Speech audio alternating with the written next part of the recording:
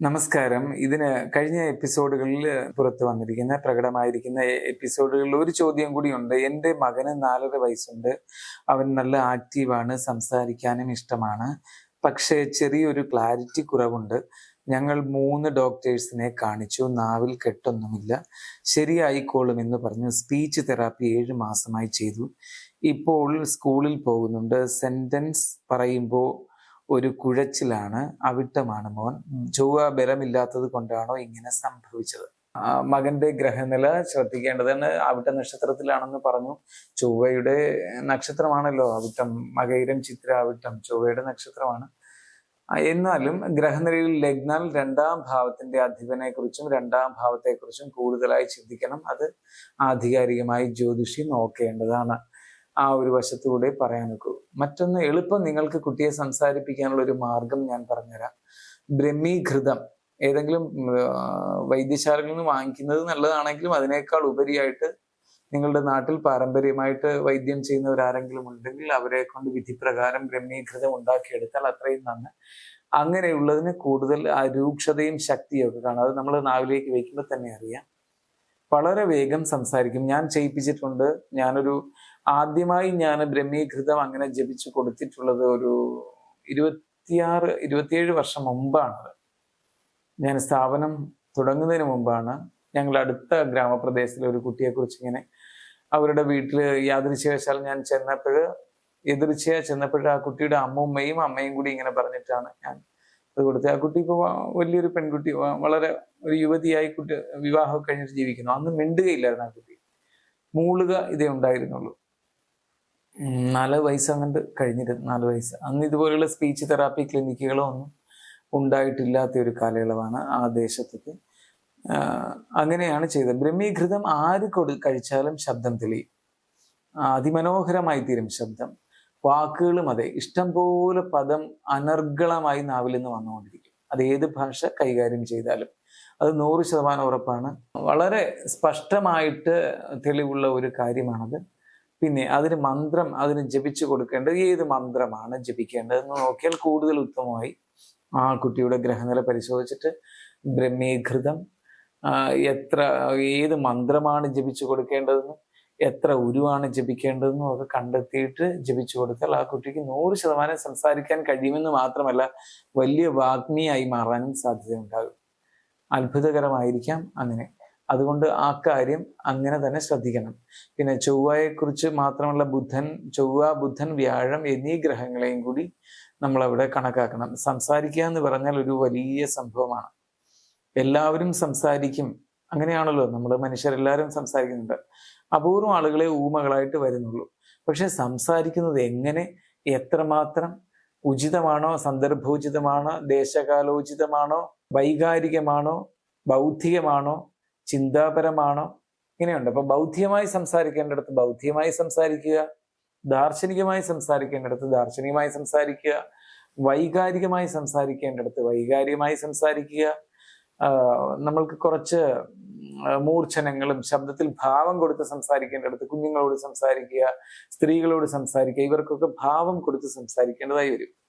അത് സംഭാഷണ വിദഗ്ധർ അതെല്ലാം ശ്രദ്ധിക്കും. വളരെ വലിയ വാഗ്പടുവായിരിക്കുന്ന ആളുകള് അത് ശ്രദ്ധിക്കാറുണ്ട്. എങ്ങനെയാണ് സംസാരിക്കേണ്ടത്, സ്ത്രീകളോട് എങ്ങനെയാണ് സംസാരിക്കേണ്ടത്, അത് അറിഞ്ഞിരിക്കേണ്ടതാണ്. സ്ത്രീകളോട് സംസാരിക്കുന്നത് ഒത്തിരി പഠിക്കേണ്ടതുണ്ട്. അപ്പൊ സംസാരം എന്ന കല ശരിക്കും വഴങ്ങി കിട്ടാൻ ഇത് നല്ലതാണ്. അപ്പൊ ബ്രഹ്മീഘൃതം കഴിച്ചാലും ചിലർക്ക് ഭാഷ സംസാരിച്ചു തുടങ്ങിയാലും ഒരു ഉചിതമായി പദങ്ങൾ ഉപയോഗിച്ച് പിന്നെ വേറൊരു കാര്യം, നമ്മളുടെ നാട്ടില് അന്യഭാഷയുടെ മേളനം വർദ്ധിച്ചപ്പോൾ നമ്മുടെ മാതൃഭാഷയിൽ കൂടുതൽ സംസാരിക്കുന്നതിനൊരു പ്രാധാന്യമില്ലാതെ കാര്യം അറിയാൻ വേണ്ടി മാത്രം ഭാഷ ഉപയോഗിക്കുക എന്നുള്ളൊരു നിലയിലേക്ക് വന്നു. ചർച്ചകളില്ല, വീടുകളിൽ നിന്നും യാതൊരു വിധത്തിനെ കുറിച്ചും സൂക്ഷ്മമായി സംസാരിക്കാറില്ല. സമൂഹത്തിൽ കാണുന്ന വിഷയങ്ങളൊന്നും വീട്ടിൽ വന്നിട്ട് അവതരിപ്പിക്കാറില്ല. അങ്ങനെ വിവരണശേഷി, ഒരു കാര്യം വിവരിക്കാനുള്ള ശേഷി പോയി.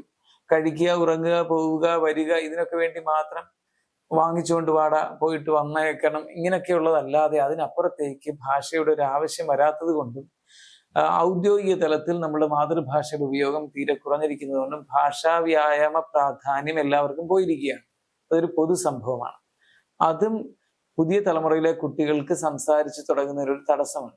ആ വീട്ടിൽ തന്നെ ധാരാളം വിഷയങ്ങൾ. ഇപ്പോൾ റോഡിലേക്ക് പോയപ്പോഴും ആ മഴവില്ല് കണ്ടോ, എത്ര മനോഹരമായിരിക്കുന്നു. ആ പൂക്കൾ കണ്ടില്ലേ, അത് എന്നെ തന്നെയാണ് നോക്കുന്നതെന്ന് തോന്നുന്നു. ഈ പൂവിന് എന്തൊരു മണമാണ്, എത്ര മനോഹരമായ സുഗന്ധം. എന്താണിത്, ഈ പൂവിന് ഇത്രയും ഭംഗി വരാനും മണം വരാനും കാരണം? അങ്ങനെ ഇങ്ങനെയൊക്കെ അതെല്ലാം വൈകാരികമായി ഈ ഒരു പ്രവണത ഏകദേശം 70-കൾ 80-കൾ കഴിഞ്ഞപ്പോൾ 90-കൾ തൊട്ട് ഇങ്ങോട്ട് കുറഞ്ഞു വന്നിട്ടുണ്ട്. യാതൊരു വിധത്തിലുള്ള കാര്യങ്ങളും ചർവണം ചെയ്യാത്ത ഒരു സമൂഹമായി മാറിയതും കുട്ടികൾ, പുതിയ തലമുറകൾക്ക് ഭാഷ സംസാരിക്കാൻ ഒത്താലും വിശകലനം ചെയ്ത് സംസാരിക്കാനുള്ള ശേഷി നശിക്കാനിടയാക്കിയിട്ടുണ്ട്. പിന്നെ കുട്ടികൾ സംസാരിക്കാനുള്ള പ്രവണതയും കുറയുക. മിക്ക വീടുകളിലും ഒരു മിണ്ടാട്ടം ഇല്ലാതെ ഇരിപ്പാണ്. പിന്നെ അവരവരുടേതായ ഒരു സ്വപ്നലോകത്തു നിന്ന് ഇറങ്ങി വന്നിട്ടായിരിക്കും എന്തെങ്കിലും സംസാരിക്കുന്ന മാതാപിതാക്കൾ ഉൾപ്പെടെയുള്ള എല്ലാവരും തന്നെ. പിന്നെ വളരെ പണ്ഡിതരും വളരെയേറെ സംസാരിക്കുന്നതുമായ ഒരു സമൂഹം മരിച്ചും പോയി കഴിഞ്ഞു എല്ലാ നാട്ടിലും. അവരുടെ മക്കളാണ് ഇപ്പോഴത്തെ വൃദ്ധരായിരിക്കുന്നത്. ഇവരൊക്കെ തന്നെയും കൂടുതൽ ഭാഷ ഉപയോഗിക്കുന്നവരല്ല നല്ലൊരു ശതമാനം. അതും ഒരു വിഷയമാണ്. ഇതെല്ലാം നമ്മൾ ഓർക്കണം. കുട്ടിയുടെ സംസാരക്കുറവിന് കാരണം എന്താണെന്നുള്ളതിന്. നമ്മളുടെ വീട്ടിൽ തന്നെ ധാരാളം ഇത് സംസാരിക്കുമ്പോൾ കേൾക്കുമ്പോൾ കുട്ടികൾക്കൊരു വ്യഗ്രത വരും. അയ്യോ, ഞാനും സംസാരിക്കണം, ഒരു വെപ്രാളം വരും. അതിനൊരു ഉദാഹരണം, നമ്മൾ 2 ആളുകൾ ഇരുന്ന് ഭക്ഷണം കഴിക്കുന്നെങ്കിൽ നമ്മുടെ കൂടെ ഇരിക്കുന്ന ആൾ വളരെ സ്പീഡിൽ ഛടുതിയിലാണ് കഴിക്കുന്നതെങ്കിൽ നമ്മളും അങ്ങനെ കഴിക്കാൻ ഒരു ഉൾപ്രേരണ വന്നിട്ട് നമ്മളും വാരി വലിച്ച് കഴിക്കാൻ തുടങ്ങും. ഇതുപോലെയാണ് ഭാഷയുടെ കാര്യവും. നമ്മൾ എല്ലാവരും കൂടുതൽ സൂക്ഷ്മമായി, കൂടുതൽ ആഴത്തിൽ, കൂടുതൽ വിശകലനം വരുത്തിക്കൊണ്ടുള്ള സംസാരമാണ് വീട്ടിൽ കാഴ്ചവെക്കുന്നെങ്കിൽ കുട്ടിക്കും ആ ഒരു വെപ്രാളം പിടിപെട്ടിട്ട് കുട്ടിയും സംസാരത്തിന്റെ സൂക്ഷ്മതയിലേക്ക് പോകും. ഇനി അടുത്തത് ഒരു ഉപാധി പറയാം. ബ്രഹ്മീഘൃതം കഴിച്ചിട്ടും ശബ്ദത്തിനോ വാക്കുകൾക്ക് പദസഞ്ചയമില്ല, അല്ലെങ്കിൽ വ്യക്തതയില്ല, പറയുന്ന വാക്കുകൾക്ക് പൂർണ്ണതയില്ല എങ്കിൽ അവിടെ നമ്മൾ നോക്കേണ്ടത് ഈ കുട്ടിക്ക് ജന്മസിദ്ധമായിട്ട് ഏതെങ്കിലും ബാധാദോഷമുണ്ടോ എന്നുണ്ട്. പൂർവ്വജന്മത്തിലെ ചില ബാധകൾ കൂടും.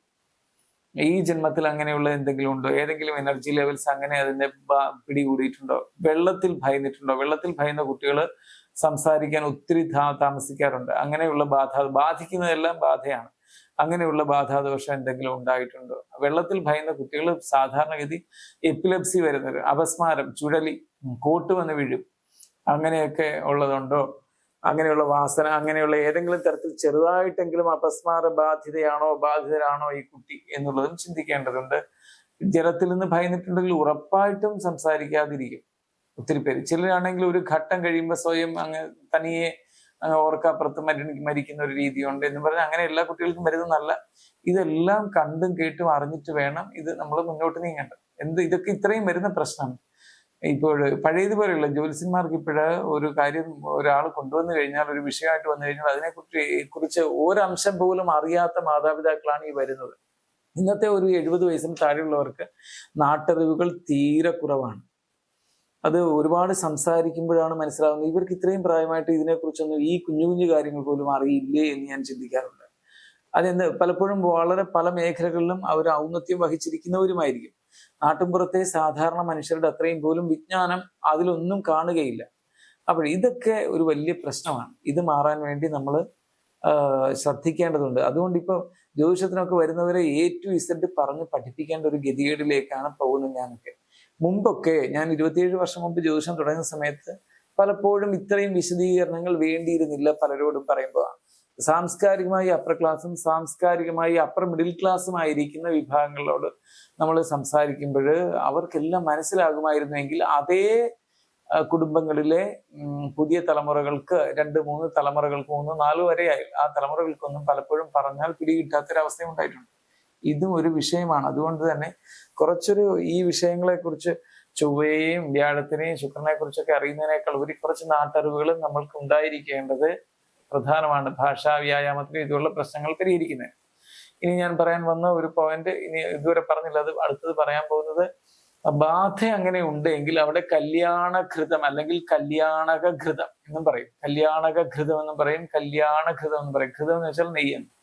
അത് ജപിച്ചു കൊടുക്കുന്ന നല്ലതാണ്. ജപിക്കാതെ കൊടുത്താൽ പോലും വലിയ ഫലപ്രദമാണ്. ഒരുവിധപ്പെട്ട എല്ലാ വിധത്തിലുള്ള മനോവ്യാധികളും, ഭ്രാന്തും, ഉന്മാദവും, സംസാരശേഷിക്കുറവും, തലച്ചോറുമായി ബന്ധപ്പെട്ടുന്ന ഏത് പ്രശ്നങ്ങളെയും എന്നേക്കുമായിട്ട് ഇല്ലാതാക്കുന്ന ഒരു അത്ഭുതകരമായ മരുന്നാണ് കല്യാണകഘൃതം. ഇത് അറിഞ്ഞിരിക്കേണ്ടതാണ്. ഇത് നമ്മൾ വെറുതെ കഴിച്ചാൽ പോലും ഒത്തിരി ഗുണമാണ്.